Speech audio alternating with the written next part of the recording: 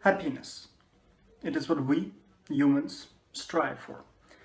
It's been described in many ways by many people, even by religions, and Hinduism and Buddhism call it the ultimate goal in life. And we agree with them. Now, you've probably said to yourself, I'm gonna become rich. People search for wealth, health, friendship, even love, not only for themselves, but to be happy. Now, a study has shown that only 62% of Europeans actually feel happy. My name is Jurrian,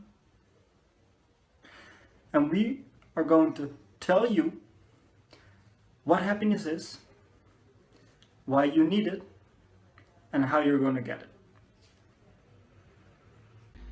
In order to determine how we can become happier, we first have to determine what happiness actually is. Now, all different kinds of studies show different kind of things, but what makes you happy? Is it achieving your goals, or is it family, friends, or maybe something you've always wanted to buy, or money? Now, these things, they differ per person, but are there things that make everyone happy? We think they are. Now, what I just explained was more of a general explanation of the term happiness, but scientists have their own view on happiness. I mean, wouldn't it be ideal to just determine what makes us happy and then inject it and live happily ever after? Sounds very familiar to me. It sounds like heroin, which is a drug that is described to make you feel intense happiness. And chemically, that is fairly accurate because it makes your brain release a lot of dopamine and serotonin, which are two chemicals that make you feel happy, together with a few other chemicals. Now, in order to release dopamine, you need to do things that your body considers beneficial to your survival. It is a very ancient tool, and it is made to make you do things that are good for you. For example, eating or feeling safe, being loved. These things are good for people, and that's why they make you feel happy, to stimulate yourself to do it more often and to make sure you get that feeling. Now, if you, for example, hurt yourself or you do something that makes you feel bad, that is not beneficial to your survival, then you'll feel unhappy. And this is how your body makes sure that you don't damage yourself and you do things that are beneficial for yourself. There's one catch and one downside to this, and this is the reason why heroin isn't the solution to all of our problems, which is that there is a limit to the amount of dopamine that a certain act can release. For example, eating. After a while, after you've eaten, your body will stop releasing these hormones that make you feel happy, or you'll have to eat more and more and more in order to feel just as happy. And that's kind of the downfall of these chemicals. So you need different things that make you happy. Now, happiness actually plays quite a big role in religion, mainly some of the Eastern religions. According to Buddhism, ultimate happiness is only achieved when you overcome craving in all of its forms. This in turn will lead to freedom of suffering, which will lead you to nirvana.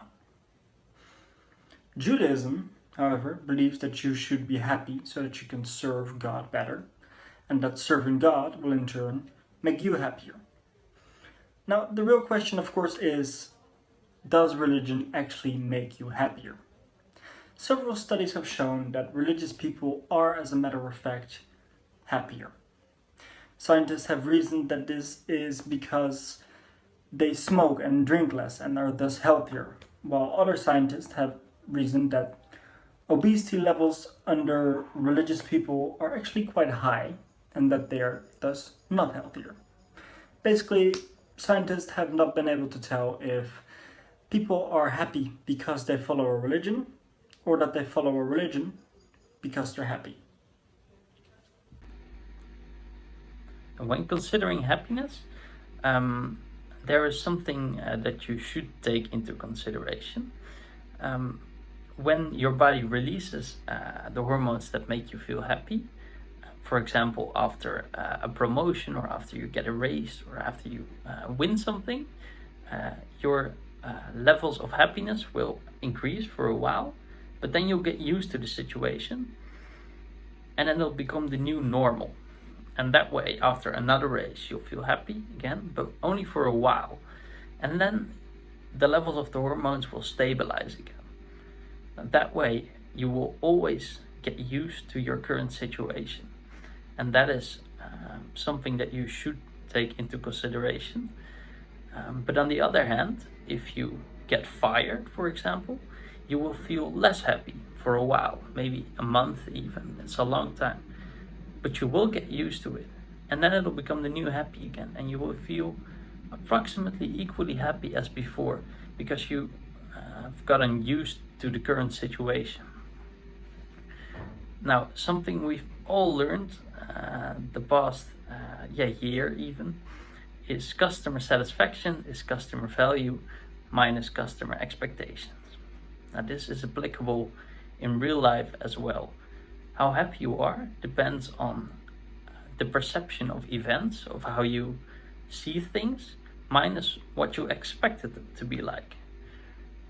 In order to become as happy as possible, it is important to set your expectations on such a level that you can look forward to events, because it might be tempting to set your expectations very low, so the event will always seem very good in comparison to your expectations, but you can also look forward to things and that can give you a lot of joy as well. So the trick here is to set your expectations on such a level that you can truly look forward to it and that it doesn't disappoint you in the end. In general, people know that happiness is a good thing and that we want to feel it. Not many people know, however, what genuine effects happiness can have on your life. People need happiness to achieve their life goals. If you're not happy, it's very hard to get motivated and get things done. If you're not happy, it's very hard to be productive to achieve your goals. Now, earlier we learned that serotonin is one of the happiness chemicals. What are some of the symptoms of a low serotonin level? Anxiety, a down mood, a lack of appetite, or just overall irritability. You have to realize it is really not that hard to raise your serotonin levels. Just half an hour in the sun a day can raise your mood significantly. Another reason you should be happy is for the people around you. Your friends, your family, maybe even strangers you walk across on the street. By being happy, you can influence their life in a positive way. Happiness is basically like a game of dominoes. Now, you know that you need it. The question, of course, is how are you going to get it? There are things that in general make people happier, things that make everyone happy. But we are going to have a look at what makes you specifically happy.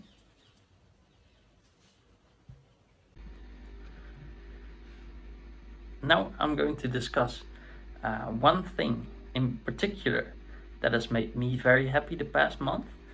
And later we'll discuss a few more things that can really enhance your life. But these are small tricks, and one of them is something that is often referred to as a gratitude journal. But you can call it whatever you want.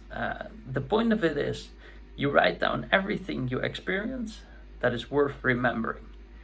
If you think of something you're grateful for, you write it down. If you think of something that you've experienced and that you want to remember later, for example, traveling with friends or doing something fun, achieving something, write it down. And you'll notice after about an hour maybe, you have listed so many things that you are grateful for and that you are happy with. And every time you read through it, you'll think back to it and then you'll think, oh, my life isn't that bad after all. And that way you can really increase the amount of happiness in your life. If you just read through it every day and add something every day, then in no time you'll have a big journal full of things that you are grateful for and that can remind you of how happy you are. So, you have your happiness list. Now, what are you gonna do with it? These are the things that genuinely make you happy. What you have to do is find the elements that you can replicate every single day. Things that only take you 10 minutes, but will make a significant impact on your mood. It is also important to keep your list up to date. Keep adding to it. That way, you can only become more happy. Now, of course, there's also things that make everyone in general happy. We even have a chart for it. These are the things that make everyone happy. As you can see, there's quite a lot of things that don't take that much time at all and are very simple. Things that you can do every day. Laughing, smile, enjoy a cup of tea, writing your gratitude journal. This chart has something for everyone. What we just discussed are smaller changes, smaller tricks, so to say, that you can use to become happier on the short term. But there are also big lines of thinking that you can change to become happier. And one of the very important things that plays a very big role in all of our lives, in your life, are habits. If you think about it, can you name a habit? For example, waking up and taking a shower, having breakfast, then brushing your teeth. Things like this, they almost go automatically. We don't really think while doing it, and it doesn't take much effort to do them. Now the thing with habits are, they are difficult to learn and they are difficult to get rid of. But once something is a habit, it doesn't take much effort to keep doing it. It'll be tough to change habits. For example, if you go to bed late and you want to change that, you'll have to push through and you have to put in some effort. But after 21 days on average, or 3 weeks, you can change a habit. And after that, something will go almost automatically. Say, for example, you want to go to the gym. You want to get fit. But you don't like working out.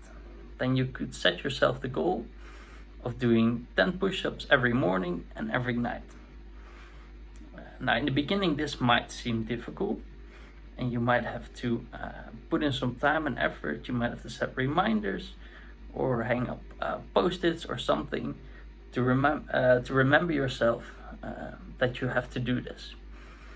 But if you keep up with this for 3 weeks, only 3 weeks, it'll become automatic. It'll become a habit.